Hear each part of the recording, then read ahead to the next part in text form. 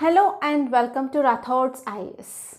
Today in this session, we are going to see current affairs of 22nd November 2023.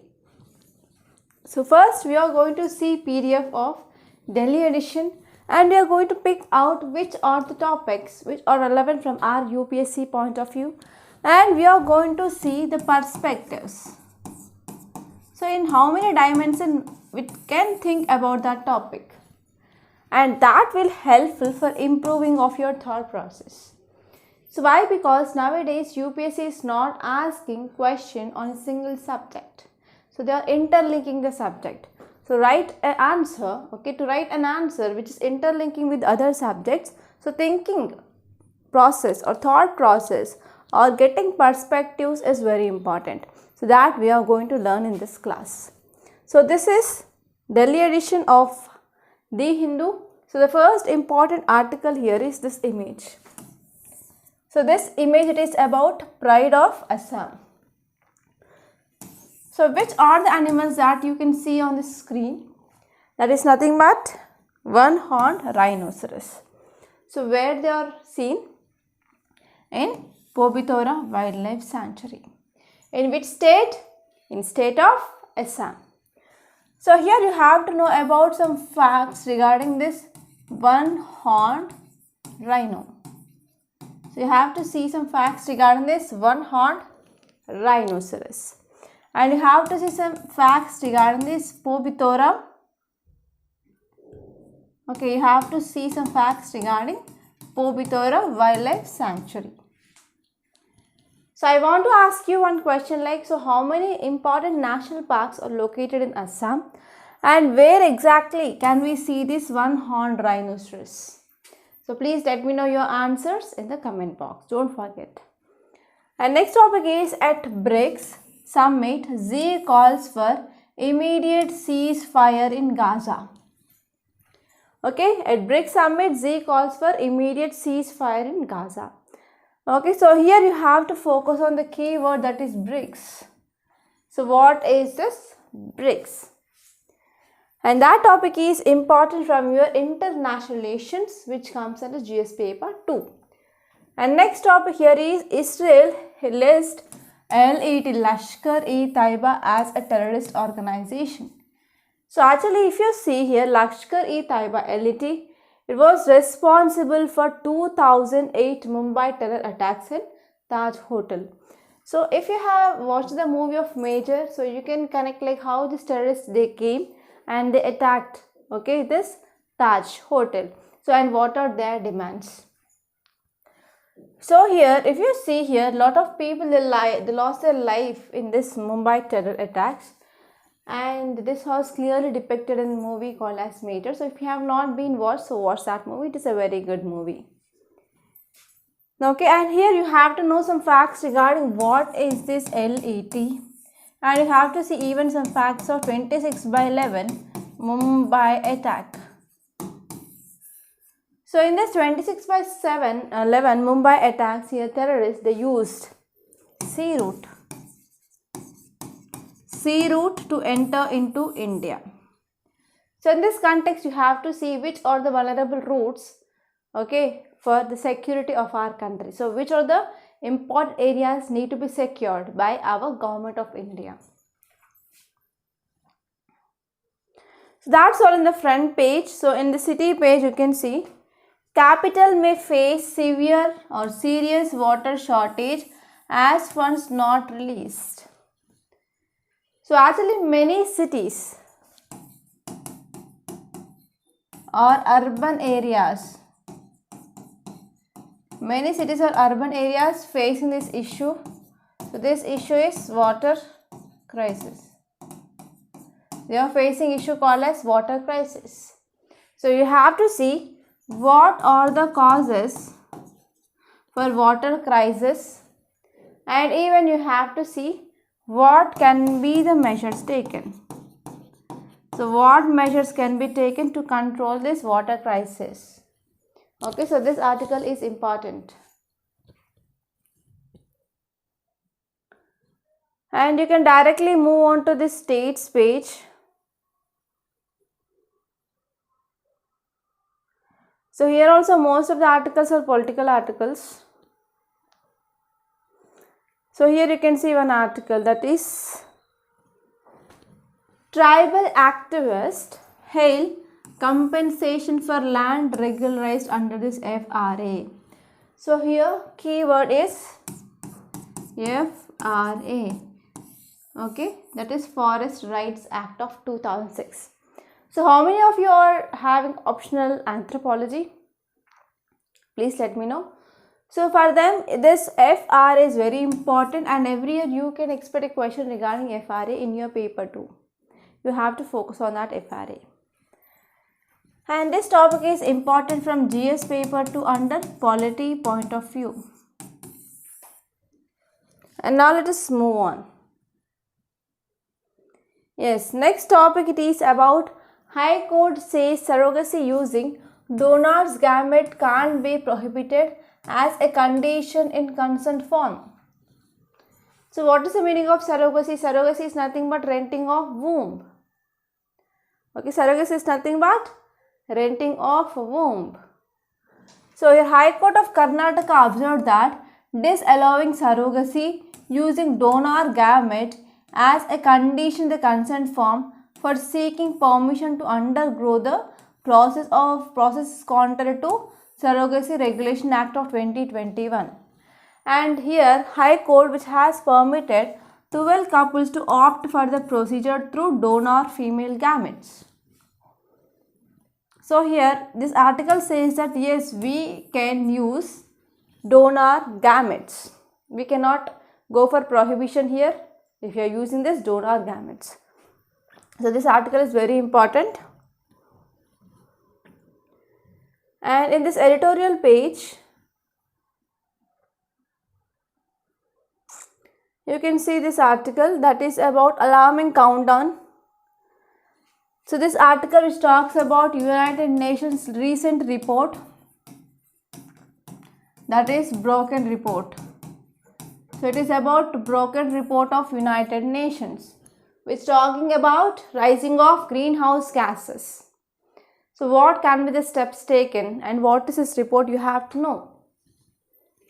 So this article is important from GS paper 3 under environment and ecology. And next topic is parochial law. So this article is talking about implementation of proper labor rights. So this article is especially talking about Haryana and Punjab High Court recently said that 75% of reservation, okay, for locals in jobs, okay, which are providing salary up to 30,000 rupees. Okay, they are saying that 75% of reservation for locals, so it is unconstitutional, right?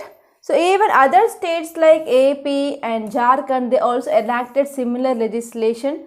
So AP government came up with Andhra Pradesh High Court, Andhra Pradesh bill. So that bill, so it has been seen by this Andhra Pradesh High Court in 2019. And at that time it may be unconstitutional. So state passed the bill in 2019, that may be unconstitutional.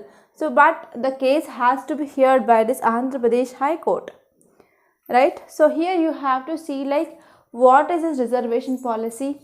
So which are the articles talking about reservation? So why we need to provide reservation? So what will be the negative and positive impacts of reservation?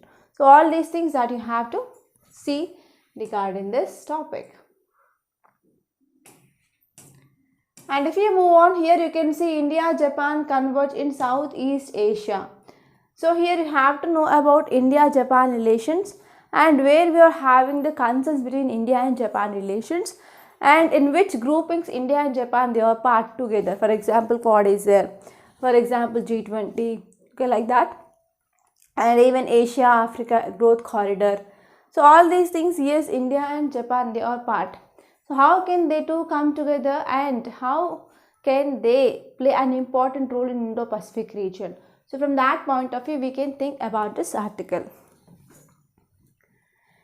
And in this text and context, there is one article. It is about OECD report on climate finance. So what is the context here? Recently OECD, that is Organization for Economic Cooperation and Development, which came up with a report. Okay, so this report which is talking about climate finance. Okay, so in this report it said that $73.1 billion mobilized in 2021 by public sector and $49.6 billion has been provided as loans. And to meet the challenge of climate change, so here developed countries, they have to focus on providing the finance to the developing countries and least developed countries, and even developed countries, they need to help developed and least developed countries and less developed countries and developing countries like to get finance and as well as to get technology. So OECD is nothing but it is a large group of rich countries like US, UK, Germany, France, Switzerland, Canada and others. The report as such offers a peek into their idea of climate finance ahead of COP28, and we are going to have this climate talks in UAE next week. Okay, you have to see like what is this OECD. So why this OECD is important. So this paragraph is very important. So it is talking about OECD grouping and what is this report. So this report talks about climate finance because we are going to have this COP28 from November 30 onwards. So this report comes against the backdrop of a pledge by a bloc of developed nations at this COP26. So that time they talked that yes, they are going to provide the climate finance. But till now there is not much implementation of this climate finance happened. So this is about this topic. And if you move on, you can go to this news page. Here you can see article, it is regarding adoption. So regarding the adoption of children, we have an organization called as SCARA. So you have to focus on what is SCARA, that is Central Adoption Resource Authority. It is Central Adoption Resource Authority. So what is this SCARA and what are the functions and the responsibilities of this SCARA that you have to know.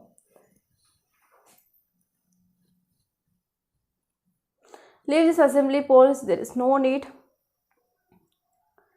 And this world page, you can see the article which is regarding environment and ecology. So world raising well past warming limit, United Nations says ahead of talks. So Earth is moving towards global warming at a very fast pace.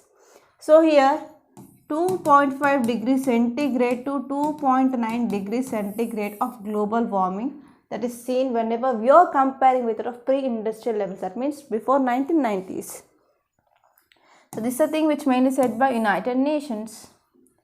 So even we came up with Paris Climate Deal or Paris Agreement in 2015 to decrease this global warming at least by 1.5 degrees centigrade, but it is a failure. So here you have to see like what are the steps can be taken by the countries together to address this global challenge called as global warming.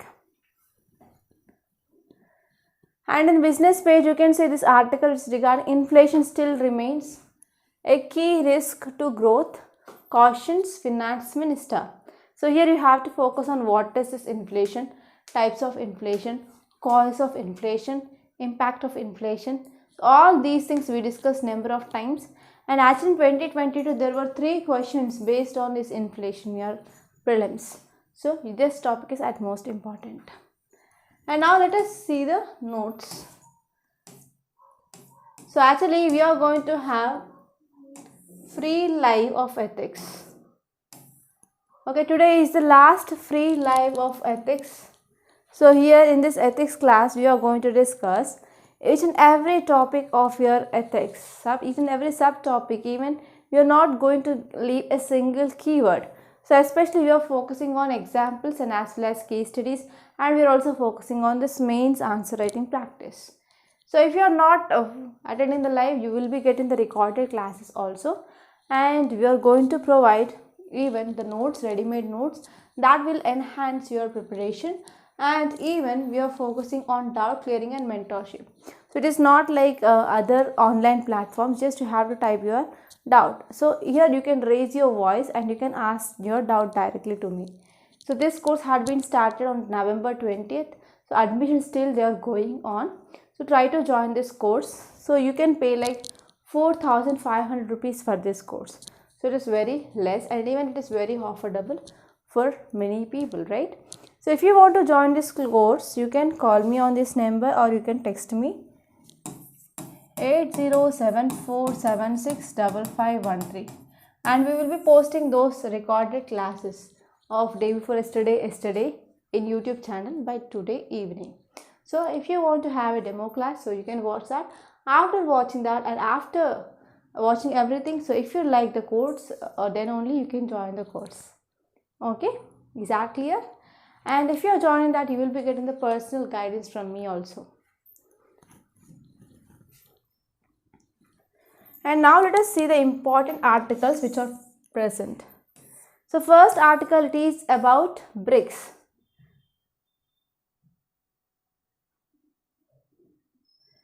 So this article says that all parties which are involved in this Israel-Palestine issue, okay, Israel-Palestine conflict, should immediately come up with ceasefire and suspend hostilities. So this is a statement which is given by Chinese President, that is Xi Jinping, okay, on the sidelines of virtual BRICS summit. So if you see some details which are given in this article, it says that Mr. Xi called for a safe passage for humanitarian relief, and he also pressed for an end to forced relocation of Gaza Strip civilian population.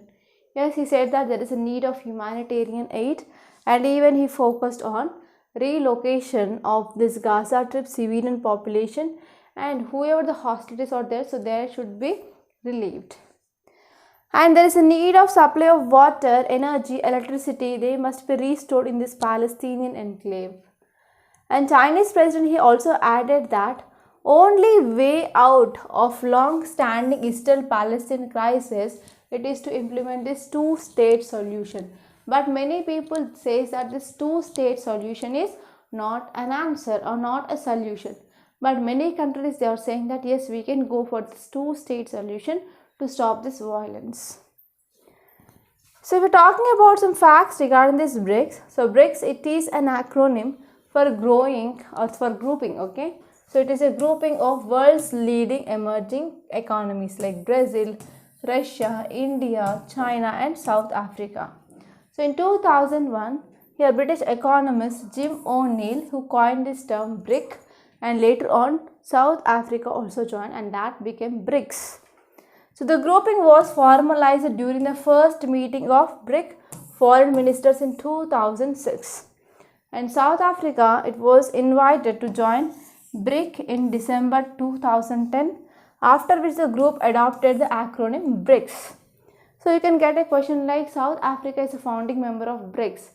No, it is not a founding member. It joined this BRICS in December 2010.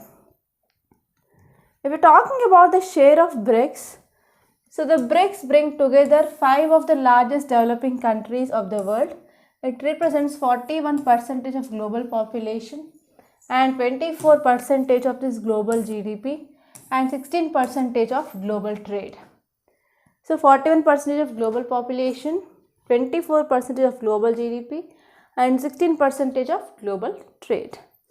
So if you're talking about this chairmanship of this BRICS, chairmanship will be rotated annually. So first will be Brazil, second will be Russia, third will be India, fourth will be China and fifth will be South Africa. Okay, so the chairmanship will be for 1 year. So there is one question which appeared in your prelims regarding this BRICS. So the question is, new development bank has set up by APEC, that is APEC, Asia Pacific Economic Cooperation. And next one is the headquarters of new development bank is located in Shanghai. So please let me know which are the correct statements given in the question.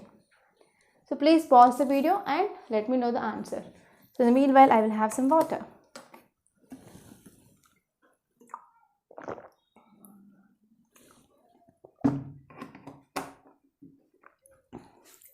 I don't know what happened to my throat suddenly. I can't even speak properly.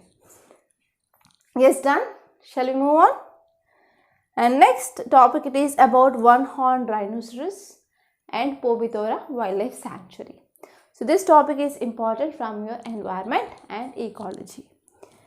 So we're talking about this Indian rhinoceros, Great Indian Rhinoceros. So they are nothing but one-horned rhinoceros. So they are native to Indian subcontinent. So this rhinoceros, they are native to Indian subcontinent. And it is only large mammal species in Asia to be downlisted from endangered to vulnerable in international IUCN Red List. So in IUCN Red List, it had been downlisted to endangered to vulnerable because of rhino protection, okay, which is seen in India. So the extent and quality of the rhino's most important habitat are considered to be declined because of hunting. So what are the threats for these rhinos?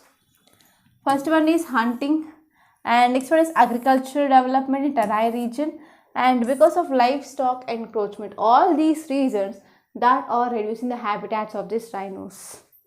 And Indian rhinos once ranged throughout entire stretch of the Indo-Gangetic plains, and now we can see just in 11 sites we can see this rhinoceros.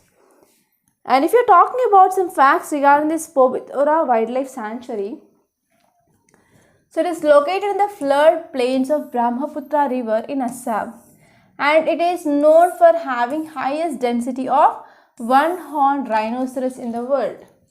And even it is also called as mini Kaziranga. So even it is called as mini Kaziranga due to its similar landscape and vegetation. And approximately 72% of the sanctuary is covered by wet savanna, and it is dominated by Arundodonards and Sakaran, while the rest consists of water bodies. Okay, so this is about this topic. And next topic is about LET. So we are going to see that. So this topic is also important from your international relations point of view. So here, ahead of 15th anniversary of 26/11 Mumbai terror attacks, so Israel listed Pakistan-based militant organization, that is LET, as a terror outfit. So now Israel declared it as a terror outfit. So LET, it is nothing but a Pakistan-based group. So it is formed during 1980s to 1990. So I referred a lot of sites, but some are saying that 1980s and 1990s. So you can write better, that will be around 1980s to 1990s. So this has been formed or established. So LET is an Islamic militant group that began in Pakistan. Okay. And if you see here, this organization which made influenced by Wahhabi sect of Muslim. Okay, Wahhabi sect of Sunni Muslim. And even it sought ultimately to establish Muslim rule over the Indian subcontinent. So the important aim it is to establish Muslim rule over entire Indian subcontinent. So they are based in Pakistan. So LET initially operated in the Indian state of Jammu and Kashmir and even India-Pakistan border, okay, in the first decade of 21st century, and later on it had been expanded even farther, okay, into India. So even now Jammu and Kashmir was claimed by both India, and it is largely a Hindu country, and Pakistan, a largely Muslim country. So here the dispute gave rise to many armed groups within Jammu and Kashmir. Okay, so this is about some facts regarding this LET. So now let us move on to next topic. It is regarding Forest Rights Act. So if you see context, it says that tribal right activists, they expressed their satisfaction that they got the good compensation. Okay, so actually one express way it is moving on. So because of this, the tribal peoples have been evacuated, and now for those tribal people, they got rehabilitation. So they were happy with that compensation. So this is the thing which mainly said. So actually there is one expressway of 464 kilometers which comes under this Bharatmala project, and this is linking Raipur and Vishakhapatnam. So because of this expressway which is moving through this area, so the people, they had been evacuated, and they got compensation now. So this is a greenfield expressway which passes through Koraput and Nabarangpur districts in Odisha, necessitating the acquisition of land settled in the favor of tribals under this FRA 2006. So what is this Forest Rights Act? So what is exactly the meaning of this forest rights? So this forest rights, they refer to the rights of traditional forest dwellers to forest resources on which these communities they were dependent for a variety of needs. For example, livelihood, for example, habitation and other socio-cultural needs. And what are the key provisions of this Forest Rights Act? So first one is they provide title rights. So the law which gives the right to ownership, that too for the maximum of 4 hectares of land, okay, by the tribals or tribal dwellers. And next one is produce rights. So forest dwellers, they have the right to collect minor forest produce, and even they can go for grazing of their animals and fishing.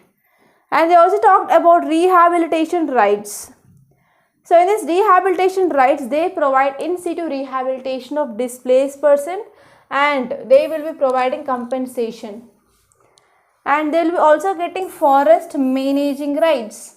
So forest dwellers, they have been given a right to protect, to regenerate, to conserve, to manage any community forest resources that they are traditionally doing. And they will also get development rights. So forest villages and habitation which is located in the forest lands, they can be converted into revenue villages. And apart from that, they will be also get leases granted by zamindars, kings and previous governments. They will be converted into permanent land records to this tribal people under this FRA. So what is significance of this Forest Rights Act?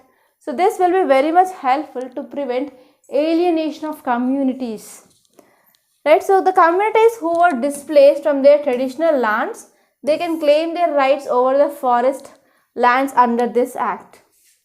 Okay, so they will get their rights on this forest land.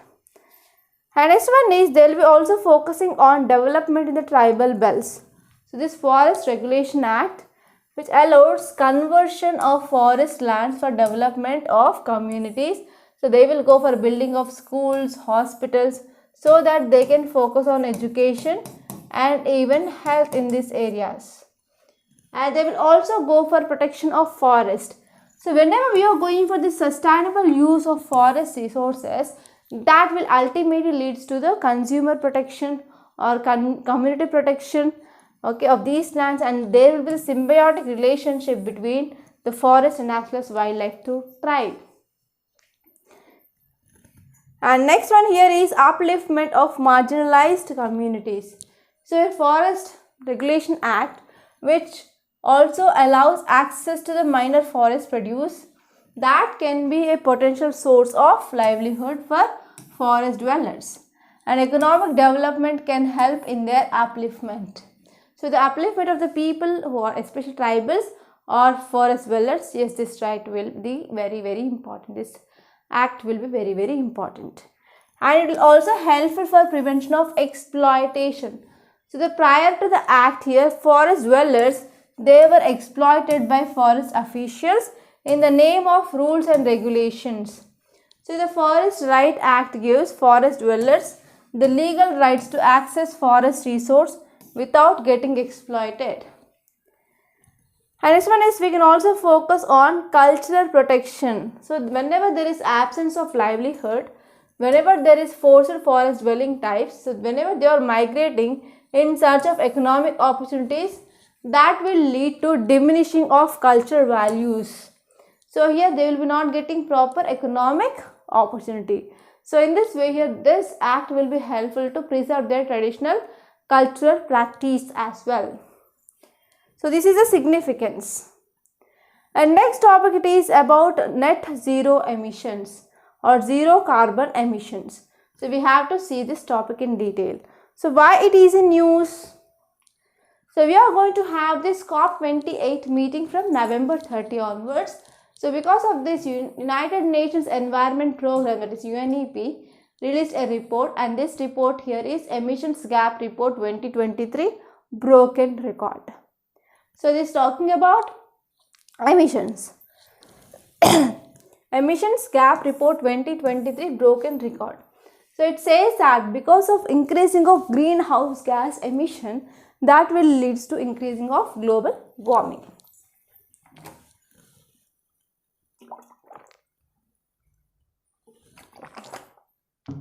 And now please let me know like some facts regarding what is this United Nations Environment Program, UNEP.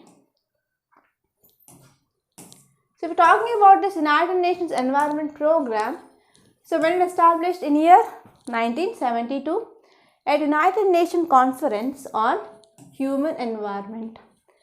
So normally this conference is called as Stockholm Conference.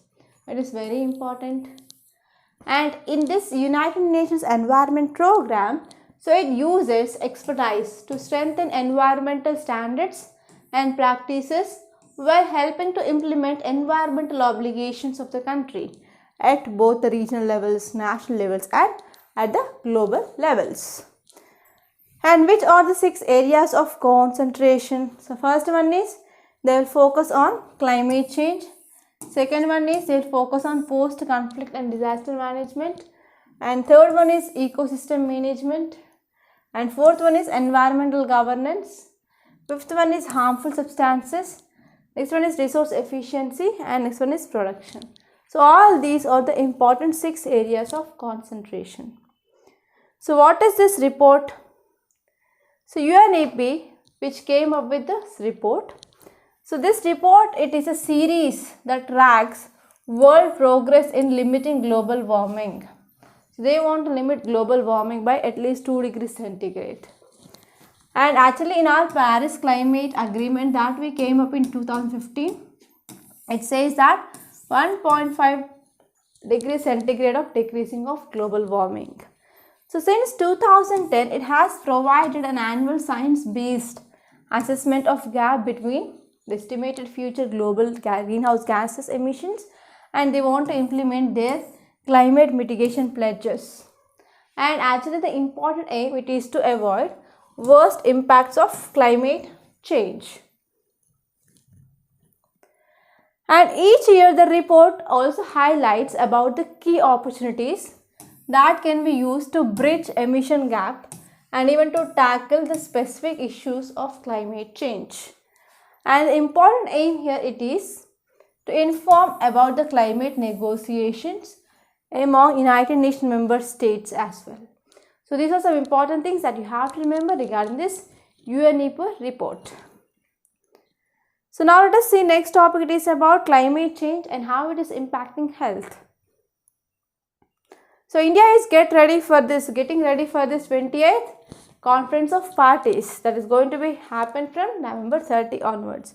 So in this context, this article says that we also even have to evaluate or examine between the climate change and how it is going to impact on the health. So India is inadequate in health system. So because of this COVID-19 pandemic, we came to understand what is the status of health in India. So climate change which affects health directly because it will cause us more sickness, and if there is a serious health disorders, then that will also lead to death. One of the estimates which says that global temperature, if it is rising by 12 degrees centigrade, so many parts of India which is going to become inhabitable. So we can't live in many parts on India. So all nations during this Paris Agreement, they agreed that to decrease the rise of temperature at this 1.5 degrees centigrade, but it is a failure. So in year 2023, here highest temperature had been recorded, and in many places they had heat waves. Okay, and we can see like we faced some climate emergencies, like extreme heat is seen. There is extreme heat, cyclones, flood. They are expected to occur with increasing regularity. So even because of this climate change, it will be also affecting the food security and as well as livelihood. That will also increase the health challenges in the people as well. So because of this article says that we are having double burden, like because of increasing of climate change, so we'll be having this climate change events, and even it will be having impact on health. So double burden of morbidity that India faces is from communicable disease and from non-communicable disease. So communicable disease and non-communicable disease, so they will become worsened because of this climate change. So if you see this communicable disease, they can be easily transferred by the vectors like mosquitoes. So mosquitoes, sandflies, ticks, they are very responsible for the transmission of disease from one person to another person. So what happened because of this climate change? There is impact on their life cycles. And they could also facilitate the introduction of vectors and pathogens in the areas earlier they do not exist. For example, in Himalayas we do not have this, but because of climate change, even these vectors, they are seen in Himalayas now, and they are spreading epidemics in these regions. And next one is non-communicable disease because of increasing of heat, because of physical exertion and dehydration, a constant state for laborers, they are causing kidney injuries. And also there is uncontrolled diabetes is increasing day by day, and even chronic obstructive pulmonary disease is exacerbated because of air pollution that is seen in many cities. So because of this, the risk of dying with this pulmonary disease which also been increased from 1.8% to 8.2%. And even because of this heat wave, the number of hospitalizations had been increased, right? Even depression, stress, that also had been increased because of climate emergency. So India is urbanizing at a rapid pace. So in this rapid pace, so we are not focusing on planning, right? So we are not focusing on the greenery, okay, and we are not focusing on the open spaces.